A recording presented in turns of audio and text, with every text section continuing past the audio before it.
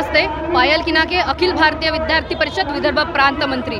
आपल्याला माहिती आहे गेल्या 15 वर्षापासून पश्चिम बंगालमध्ये महिलांचे यौन शोषण होत आहे. या घटना अजूनपर्यंत समोर आल्या नव्हता. या घटना आज समोर येत आहे. संदेश खाली प्रकरण जेव्हा आपण ऐकतो, हे संदेश खाली प्रकरणामध्ये मानवतेला हादरवणाऱ्या घटना समोर येत आहे.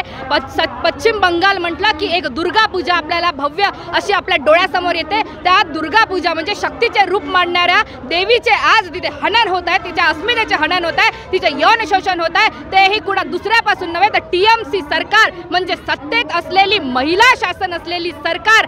आज त्या सरकारच्या नेत्यांनी म्हणजे गुंड प्रवृत्तीच्या नेत्यांनी आपल्या पार्टीच्या ऑफिसमध्ये नेऊन महिलांचे यौन शोषण केले, त्यांच्या अस्मितेचे हनन करण्यात आले. अशी प्रकरण संदेश खाली प्रकरण हे मानवतेला काळीमा पोचणारे प्रकरण आज देशभरामध्ये घडून आलेले आहे. हे प्रकरण आज उघडकीस आलेले आहे. म्हणून अखिल भारतीय विद्यार्थी परिषद देशभरामध्ये आणि विदर्भ प्रांतामध्ये 23 जिल्ह्यांमध्ये एक तीव्र निषेध व्यक्त करत आहे. आणि त्यासोबतच या घटनेमध्ये असणाऱ्या सत्ताधारी नेत्यांवर कठोरात कठोर कार्यवाही व्हावी, या घटनेची सखोल चौकशी व्हावी अशी मागणी अखिल भारतीय विद्यार्थी परिषद करत आहे. आणि जिल्ह्यातील कलेक्टरच्या थ्रू आणि तहसीलदारांच्या थ्रू आज अखिल भारतीय विद्यार्थी परिषद देशभरात आणि विदर्भ प्रांतामध्ये 23 जिल्ह्यांमध्ये माननीय राष्ट्रपतीजींना निवेदन देऊन या सर्व घटनेच्या दोषींना कठोरात कठोर कार्यवाही व्हावी अशी मागणी अखिल भारतीय विद्यार्थी परिषद आज इथे करत आहे.